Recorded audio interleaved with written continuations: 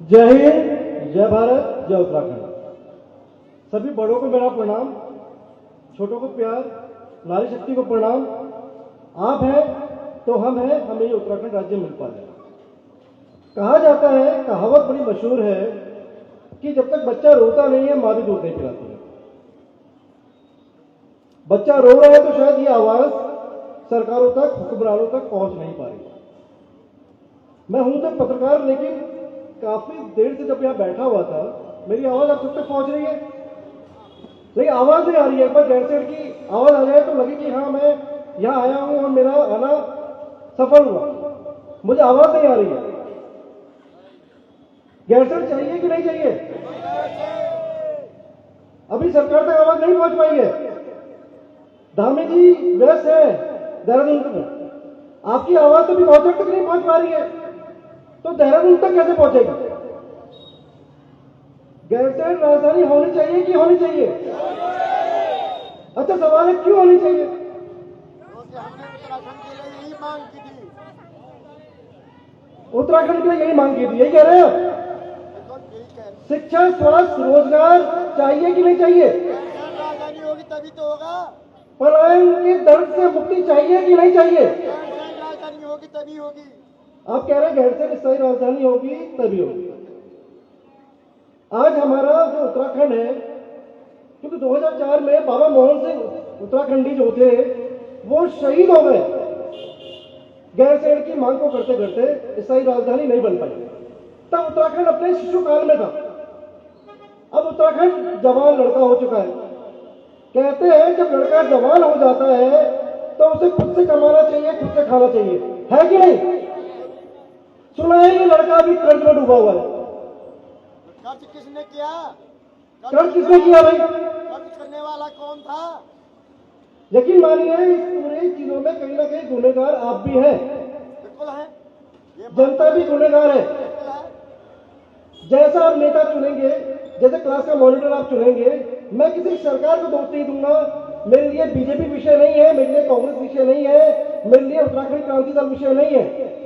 मेरे लिए विषय यह है जो उत्तराखंड की बात करेगा वो उत्तराखंड पर राज करेगा। गलत तो नहीं कह रहा हूं? ये पीड़ा है कि नहीं आपके मन में? अब आते हैं, इससे आगे बढ़ते हैं। 25 साल का उत्तराखंड हो गया, बाबा मोहन सिंह उत्तराखंडी भी चले गए। हमारे 42 आंदोलनकारी जो है वो शहीद हो गए उत्तराखंड के लिए, लेकिन तब भी हमारी आंखें बंद थी। हमने ये कहा कोई भाई हमारे घर का शहीद थोड़ी ना हुआ है, ये तो फलाने गांव का था, वो तल्ला मुल्क का था, मल्ला मुल्क का था, गढ़वाली था, कुमाऊनी था, जौनसारी था। सबसे बड़ी बात, हमको एकजुट होना होगा, एकजुट होना होगा। अगर बात जायज है तो उसे ढंग से रखनी पड़ेगी, सरकार तक पहुंचानी पड़ेगी। रामधारी सिंह ने एक लाइन कही, बड़ी अच्छी लाइन है, मैं बोल देता हूं आपके सामने। सिंहासन खाली करो, सिंहासन खाली करो कि जनता आती है। लोकतंत्र में सबसे बड़ी ताकत है आप। धामी कैबिनेट जो है बनाने वाले, हरीश रावत को हरीश रावत बनाने वाले, त्रिवेंद्र रावत को त्रिवेंद्र रावत बनाने वाले, एनडी तिवारी को एनडी तिवारी बनाने वाले आप लोग हैं। आपने उनको उस मुकाम तक पहुंचाया ताकि वो उत्तराखंड और उत्तराखंडियत की बात करें। लेकिन दर्द होता है, अस्पताल क्यों चाहिए? चाहिए नहीं चाहिए? भाई मेरे लिए है देहरादून में, मैं करा लूंगा इलाज, लेकिन पहाड़ में भी घर है, पीड़ा होती है। अस्पताल चाहिए नहीं चाहिए? ये सवाल जरा नेताओं से पूछिएगा, मंत्रियों से पूछिएगा, उनको चाहिए कि नहीं चाहिए? उनको नहीं चाहिए, क्योंकि जो विधानसभा है उस विधानसभा में प्रस्ताव पास होता है कि भाई जो मंत्री हैं, विधायक हैं, वो उनके परिवार वो अपना इलाज विदेशों में करवा सकते हैं, विदेशों में इलाज करवा सकते हैं, यानी उन्हें जरूरत नहीं है। उनके घर में कोई बच्चा नहीं रो रहा है कि मां दूध पिलाए, आपके घर में रो रहा है बच्चा। उनके पास व्यवस्थाएं हैं, उनके पास सुविधाएं हैं, शायद वो दर्द आपका नहीं देख पा रहे, या मैं कहूंगा आप शायद अपना दर्द नहीं पहुंचा पा रहे। शिक्षा की बात में आते हैं। कितने नेता आपके यहाँ से कौन है, विधायक कौन है, कौन है, वही आए आवाज नहीं, अभी भी आवाज नहीं आ रही है मुझ तक। कुछ अनिल लोटिया जी सुन रहा हूं मैं, अनिल लोटिया जी, अच्छा अच्छा अच्छा, उनके बच्चे क्या सरकारी स्कूल में पढ़ रहे हैं यहाँ पे? मेरा मकसद अनिल लोटिया जी सवाल नहीं है, मेरा मकसद ये हर एक विधायक से है, हर उन 70 विधायक से है पूरे उत्तराखंड के, चाहे वो कांग्रेस के हो चाहे वो बीजेपी के हो, वो अपने बच्चों को दूर इंटरनेशनल में पढ़ा रहे हैं, सेंट जोसेफ एकेडमी में पढ़ा रहे हैं, बड़े बड़े स्कूलों में पढ़ा रहे हैं, वहां पे मशहूर स्कूलों में। तो भाई उनको जरूरत नहीं है, जरूरत आपकी है ना, आप निकल कर आएंगे। कहा जाता है कि जो प्यासा है वो कुएं की तरफ जाता है, कुआं प्यासे के पास कभी नहीं आता है। तो सरकारें अपने को कुआं मान रही है। शिक्षा की स्थिति में मैंने बात की, अब मैं पलायन पे बात करता हूं। पलायन आयोग बनता है पौड़ी में। पलायन आयोग का जो मकसद था कि भाई पलायन रुके, उत्तराखंड में जो पलायन हो रहा है पहाड़ों से, वो पलायन रुके, यही था कि नहीं था? बड़े शांत हो गए भाई, बहुत सीरियस बात थोड़ी कर रहा हूं मैं, इतनी सीरियस बात ही करता तो 25 साल में सरकारें सुन लेती शायद। भाई पलायन आयोग जो है वो खुद पलायन होकर देहरादून आ गया, दफ्तर का पलायन हो गया। यानी पलायन आयोग जो बना हमारी आर्थिक पीड़ा के लिए, पलायन को रोकने के लिए, उसका खुद का पलायन हो गया, वो पलायन आयोग खुद देहरादून आ गया। समझिए, इस बात को समझिएगा, और हर चीज को समझना पड़ेगा। जितने व्यापारी हैं इनको भी समझना पड़ेगा ये की लड़ाई जो है ये XIS रतूड़ी साहब की नहीं है, ये हमारे तमाम गणमान्य लोगों की नहीं है, ये लड़ाई किसी पत्रकार की नहीं है, ये लड़ाई किसी एक की नहीं, ये लड़ाई 1 करोड़ 40 लाख उत्तराखंडियों की होनी चाहिए।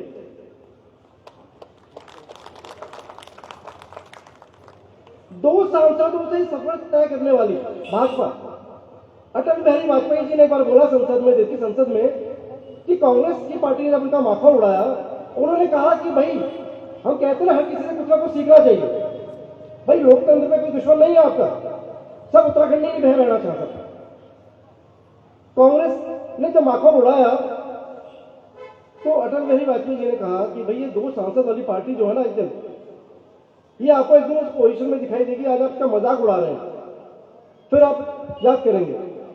और बीजेपी इस लेवल में पहुंची, 2 सांसद थे, तो ये मत सोचिएगा कि आपकी लड़ाई कमजोर है कि 2 या 4 या 10 या 20 50 लोग बैठे हैं। ये मैसेज पूरे उत्तराखंड में जा रहा होगा, ये मैसेज पूरे उत्तराखंड में जा रहा होगा कि ये चीजें। खैर और आगे बढ़ते हैं। शिक्षा, स्वास्थ्य, रोजगार, हमने पढ़ाई की बातें की। मैं भाई साहब को सुन रहा था, बड़ी सीरियस बातें कर रहे थे। दीक्षित आयोग, शायद बहुत कुछ समझ आया। भाई साहब मैं दीक्षित आयोग की बात कर रहे थे। दीक्षित आयोग क्या थी? वो दीक्षित आयोग की रिपोर्ट कि राजधानी गैरसैंण नहीं होनी चाहिए, गैरसैंण होनी चाहिए नहीं होनी चाहिए, नहीं होनी चाहिए, इसी बात पे आता हूं। हाँ,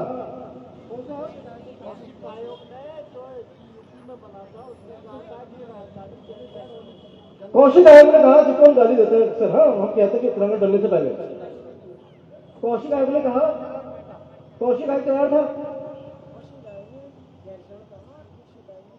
दीक्षित आयोग यानी उत्तराखंड बनने के बाद 2000 यानी दीक्षित आयोग जो उत्तराखंड बनने के बाद आया कि 2008 में गैरसैंण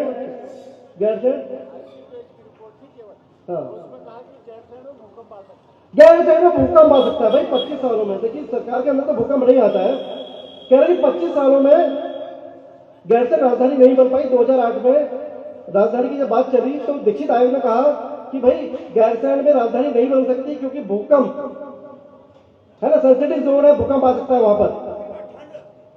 ठंड तो अलग बात है भाई, ठंड पे नहीं जाऊंगा, भूकंप पे आता हूं। पहले मैं सेंसिटिव जोन पे आता हूं, मैं भूकंप क्या एक खतरा है। भाई आपको पता है डिजास्टर, हम ना एक आपदा प्रभावित राज्य है, संभावित राज्य है।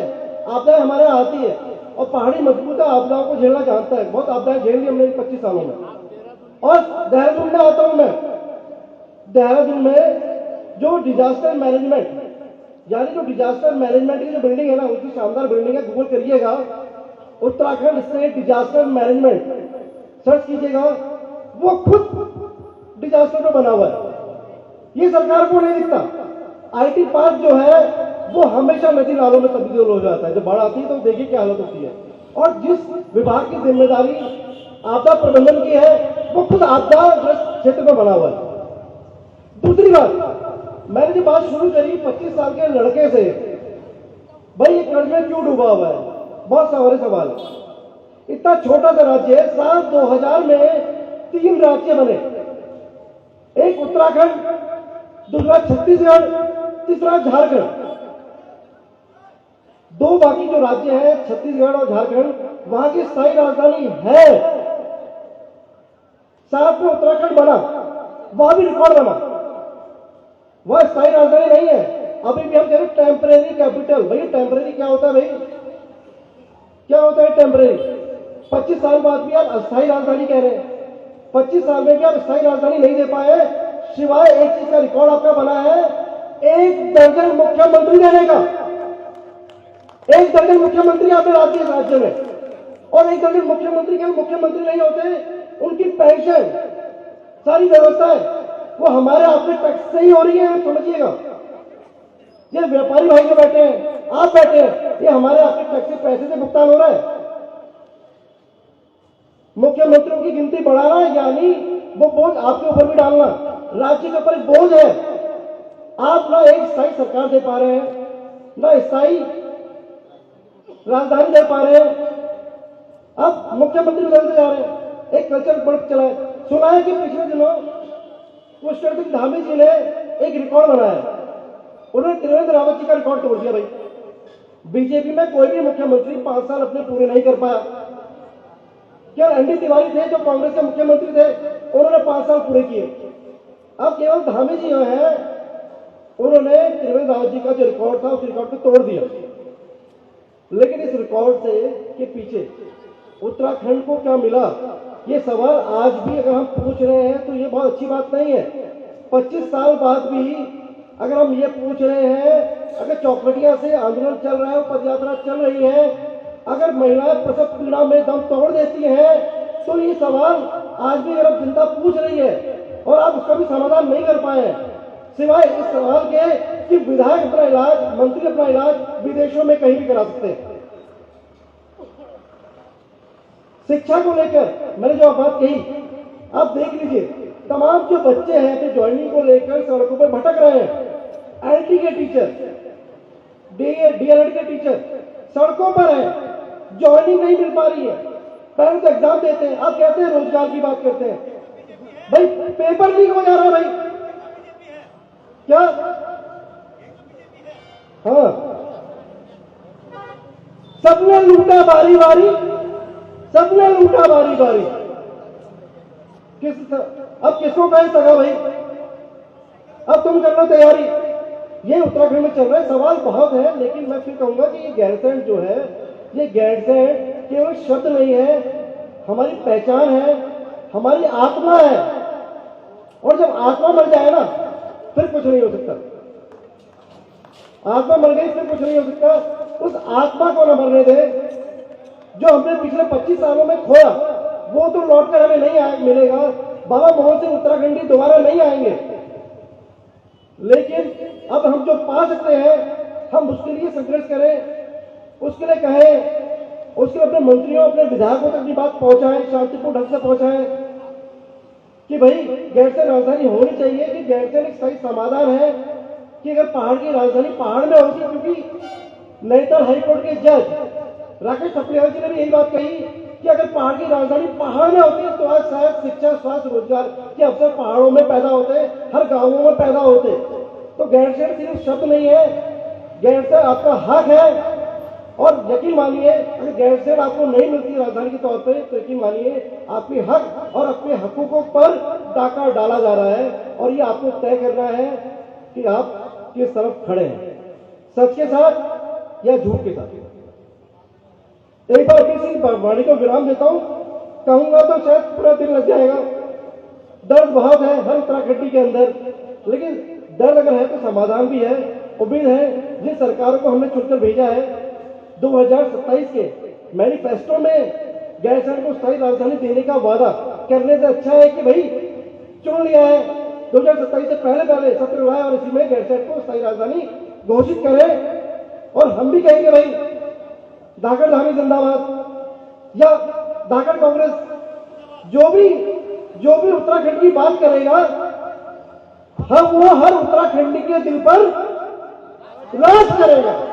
जय हिंद, जय भारत, जय उत्तराखंड।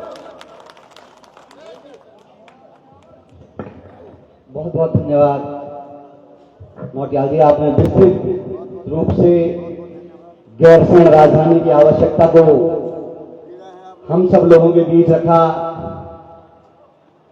राजधानी गैरसैंण होती तो अच्छे अस्पताल होते, अच्छे स्कूल होते, रोजगार होती, खेती समृद्ध होती, लोग खुशहाल होते। ये हमारे आंदोलनकारियों की सोच थी। इसी बीच हमारे बीच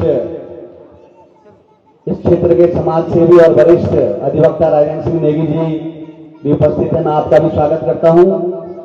और इस मुहिम में दिल्ली से हमारे बीच और लगातार इस संघर्ष में लगे हुए दिल्ली हाईकोर्ट में अधिवक्ता एडवोकेट भुवन जी हैं। मैं आपको भी इस मंच पर आकर हम लोगों में गैरसैंण राजधानी हो की भावना को मजबूत करने के लिए आमंत्रित करता हूं। भुवन जी, एडवोकेट भुवन जी।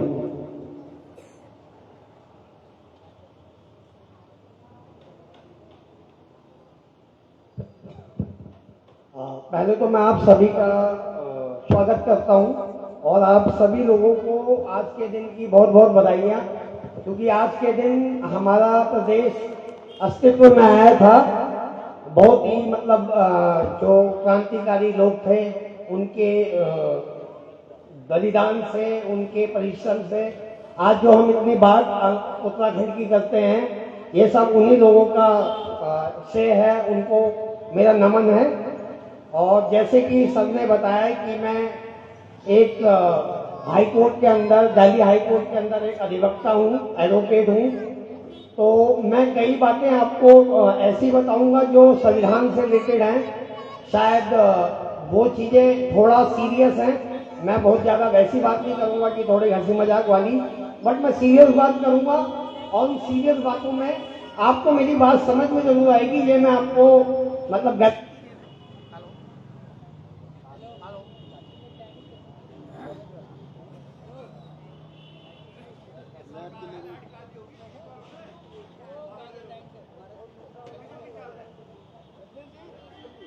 ऊर्जा प्रदेश है। आवाज बुलंद करो अपनी। अच्छा हाँ, कोई बात नहीं, शेर की आवाज शेर हो चलेगा। ऊर्जा प्रदेश है, ऊर्जा मिल जाएगी। वर्तमान सरकारों ने तो उठता हुआ बना दिया। ये जानबूझ के काटी गई है बिजली। ये बिजली भराड़ी से जा रही है, 3 जगहों का कनेक्शन है ना।